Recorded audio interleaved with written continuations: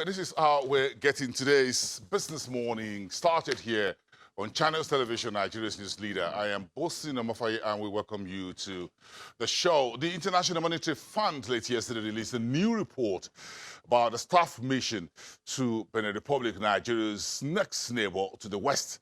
The report says Benin Republic's recent economic performance remains strong despite less supportive external environment and the closure of land border with Nigeria. Benin's real GDP is expected to grow 6.4% this year, mostly driven by agriculture and transport sectors. The IMF report went on to say that growth in Nigeria's neighbor, Benin Republic, should accelerate in 2020 and remain sustained over the medium term on the vigorous cotton production, construction, and port activities in the country. Benin's consumer price inflation will continue, has been declining 1.4% since 2019 started, January to September, and is expected to remain well below 3.0% regional ceiling this year and next year. That's according to the IMF report overnight. Back here at home, the state of Offshore Governor, His Excellency Adeboyega Oyetola, will be briefing the stock market today on the state's economy and investment drive. The governor would also close the trading day at 2:30 in the afternoon. Osho's governor is the second state governor to visit the stock market in 2019 after Ekiti State Governor Dr. Kayode Fayemi in the first week of August. On the flip side of the NSE, you find the NESE, where Air Liquide PLC, listed on the over-the-counter market, will hold investors and traders briefing today, also in downtown Lagos, in relation to the company's 414 rights offering. That's also, we're covering that for you, bringing you up to date on some of these big stories around the Central Business District. But of course, we have two other big stories today. FMDQ Securities Exchange starts its two-day capital market conference today. That's gold today and tomorrow, and the Gold Awards. That's also on tap. Then, of course, you've got Nigeria Investors Roadshow, or what they call Nigeria Investment Showcase in the City of London. Juliana Olayinka, correspondent, our business correspondent, is live at the event. She's joining us within the program to bring us up to speed. Nigeria is putting the showcase together, putting together about 40 selected investors, fund managers to speak to Nigeria's investment showcase. Countries around the world are looking for investment, and Nigeria is selecting the biggest boys in the UK to talk to about an investment, a showcase for Nigeria. We'll see who is saying what on the program. We're covering that all through today for you here on Channels Television. That's part of the stories you'll be listening to. So let's get back to our market straight. And as we continue with our earnings seasons, the agri sector, the earnings for two of the biggest companies in the agro-allied on our market comes to the fore, Presco and Okomu Oil. These two companies have their operations impacted one way or the other by the 41 items by the central bank, and of course the land border closure by the fiscal authorities. Wale Olusi is the head of research at United Capital, is joining us live from the trading floor at the Nigerian Stock Exchange. Today, United Capital released about a three-paragraph report about the 9 months numbers for the agri sector. Good morning, Wale. It's good to have you on the show. Good morning, Bosin. It's a pleasure to be here. Great. Thank you. Give us a summary here about what few folks consider to be the upside and the downside for the earnings for these two big companies in the agro-allied subsector, Presco and Okomu Oil Palm PLC.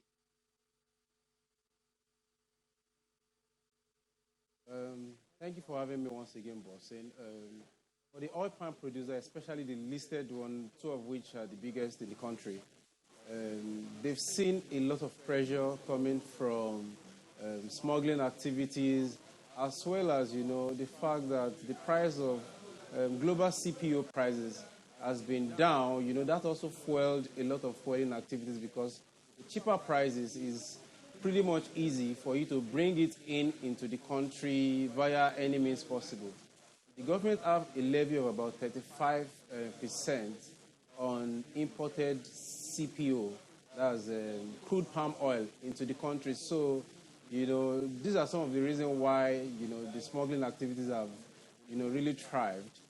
But with what we are seeing, unlike a 9-month result where both companies reported, huge losses, huge decline in both profits and their revenue numbers, the Q3 standalone is seeing a lot of, support, because the partial closure of the border started around August. But what we are seeing in terms of their Q3 standalone number is showing that there are likelihood to be improvement in their number. The last time something like this happened, when the central bank, said some 41 items are taken out of the item eligible for FX, we saw them gain a lot of momentum. And now that there's going to be a complete border closure, at least up until 31st of January 2020, we think, these two companies, we get a lot of inflow through demand from soap producing companies, big companies like Unilever, PZ, retailers like Spar and ShopRite, will be getting some of their wares sold, and domestic consumers, who currently have a lot of consumption size that is bigger than production, will have to patronize these guys. So these are the upsides we are seeing for these oil palm producers. We have the smuggling issue as far as the PKO is concerned, which is the palm kernel oil. Then you talk about the land border closure. These folks are involved not just in oil palm, but they're also involved in rubber business. So if you look at these numbers, the partial border closure now is gone into full closure. What's your outlook here about their numbers moving forward? Full year 2019, what's the outlook on next year whenever this border, land borders are reopened? Well, from what we are getting from the authorities, what we know is that there's a series of negotiation ongoing with, the authorities of these neighboring countries, with Benin Republic being the major country we are talking about here. We want to believe that, once all of these negotiations are firmed up, those countries will also be doing more in terms of seeing how they want to, secure their own end of the bargain. Because what we are seeing is a lot of food items, not just oil palm, but a lot of rice being smuggled in from Benin Republic, as well as Togo, because from what we are seeing, a lot of rice coming through this country, they import huge number of, these items for the Nigerian market. We think once these negotiations are firmed, things should be slightly different. We think our own custom will probably have to do more as well. But broadly, what we think should be part of, this negotiation and this talk will be how to, look at numbers, that have emanated from what has happened recently, to see how do we use this data to see how do we go to the countries where some of these products actually originate from. Do we need to negotiate, a technical support from these countries so that they can come and set up plants here in Nigeria? Because the problem with us is we are using, local technology that are making our yield, very less competitive, and our cost is a bit on the high side compared to these countries. So we can't compete, and this is foiling smuggling. So if these things come to place, local oil palm producers might also gain, at least for now, going forward. Yeah. You wanted to say something, Bosin? Yes. Okay. If you look at these two companies, looking at their operating expenses, looking at the cost of sales, do you think they have a number of domestic headwinds to deal with here, which may all go into what you analysts and traders and others begin to look at the pricing of both Presco and Okomo oil on the stock exchange, on the trading floor where you are? To be honest, the biggest opportunity out there for local producer is the strength of our market. At the moment, Nigeria consumes about 1.3 tons of CPO compared to about 1 million tons production. So in 2018/2017, the numbers we are seeing is our import was about 300,000 above our consumption. So they still have the market. They only need to deal with the technology to bring down prices so that they can compete. I mean, if they can do that, the likes of Presco is actually really struggling when it comes to costs. They are not doing well compared to, Okomo, which is doing fairly, well in that area. But the market is huge for them. Nigerians consume a lot of palm oil. We need a lot of palm oil for our, soup. Those of us in the Southwest specifically, are really, really famous for, cooking oily food. And all our food, we have a lot of oil there. So we consume a lot. Nigeria used to be one of the largest producers of this CPO way back in the 60s. Now it is majorly countries in the south of Asia, the likes of Indonesia and Malaysia. But our local producers still need to do more in terms of the technology. But the market is huge, giving them a lot of opportunity to, push what products they have to the market. I'll find out one quickly, a minute or so. What do you see in terms of pricing or valuation of these stocks on the exchange? What's your outlook on their dividend and what the EPS could be for full year, looking at the raft of land border closure, the FX ban on 41 items, which of course include palm oil? Well, we have a TP of about 70 and some 60 on Presco and Okomo and Presco respectively. Currently, the prices are not doing so well. We think with about 5 months of this border closure in the month of, in the year 2019, their performance generally should see some level of improvement compared to the kind of pressure they faced earlier in the year and probably last year. Okomo specifically is actually quite consistent with dividend payment, and with lower pricing in the market, lower valuation, dividend yields are becoming very, very, increasingly attractive. So, we think these stocks, might be something, very savvy investors want to look at, specifically for the yield.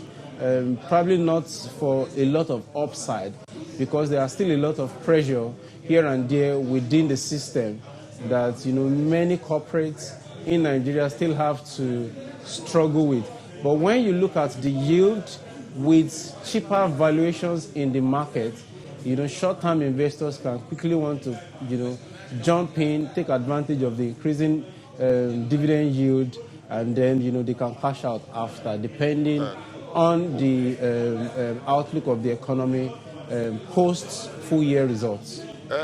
Wale Olusi, I'll stand by for about a minute or two. I just want to bring Bolanle Agbaje, who is a member of the economic think tank at Financial Derivatives, into the conversation. She's here in the studio with me live here, and she's been listening to this conversation since we started. Good morning. I'm sure you're listening to Wale there, and I'm sure palm oil is part of your coverage at Financial Derivatives Company. Where are we at the moment? Let's listen to you on this. The price of palm oil is still relatively stable for now, but we do expect, obviously we know with the border closure, there will be definitely, short-term disruptions, like we've said, and it's inevitable if the government is trying to, achieve economic or boosting economic activity. So it's almost like, you kind of face the heat in the short term to actually benefit from, lower prices in the longer term. So I think the government they're tight on, options that they have to kind of push the economy forward. Are we seeing a dramatic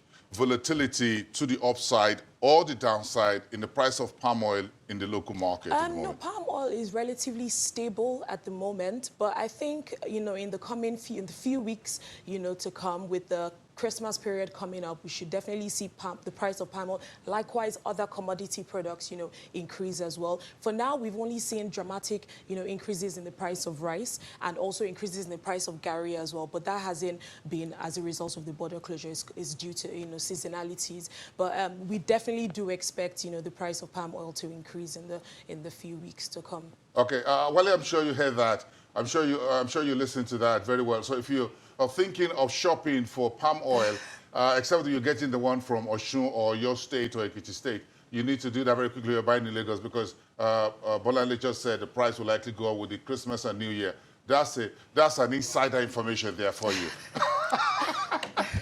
And that is illegal as far as the market street is concerned. But we're absolutely proactive. We are already buying now before the December rush. Thank you, Wale Lucy. Have a great day. Thank you so much. Head of Research at United Capital and Investment Bank listed on the stock exchange. So we're going to switch gear from palm oil to crude oil. The deep offshore bill signed by Mr. President is making a big splash. So let's continue this conversation with Bolanle. This is one very big story, and it's as big as it can get because when it touches crude oil, everybody's tentacles are up. Yes, and the government has, or the president has assented to, this new bill to increase the government's share of profits on oil activities under the production sharing contract. So, although we expected this to come because government has been looking for ways to increase revenue to fund the, 2020 budget. So I think it's great in the sense that obviously they would increase, their share of revenue when it comes to this, and specifically, I think they mentioned that 10% of royalties will go to the government when it comes to any oil activity above 200 meters offshore, and also if prices are above $35 per barrel, a certain percentage would also and go. At $65 per barrel, we could have made a kill when crude oil was 100, 120. Exactly, but we had an agreement for $20, and oil prices went to 140 or so, we didn't do anything. And we didn't grab the money. So, well, I think what I would just say about that is there's no point crying over spilled milk. No, we can share some tears. I don't mind shedding some tears, because if you look at the gap between $20 and 140, it's huge. It's huge. About $80. And we didn't make good. We just allowed the IOCs, international oil companies, walk away with these since 2003 or so, yes, when the initial agreement was put in place.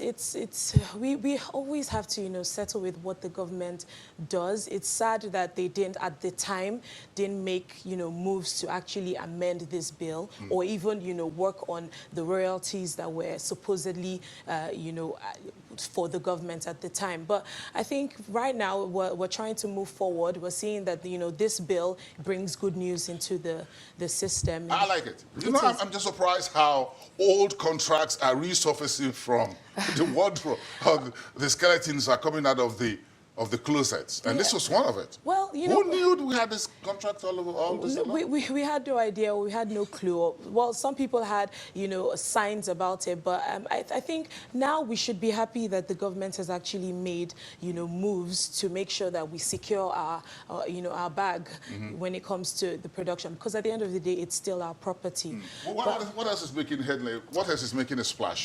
Well, today yesterday, the federal government ordered the Nigerian Communications Commission to reduce their data costs. No, I just love that. I love that too.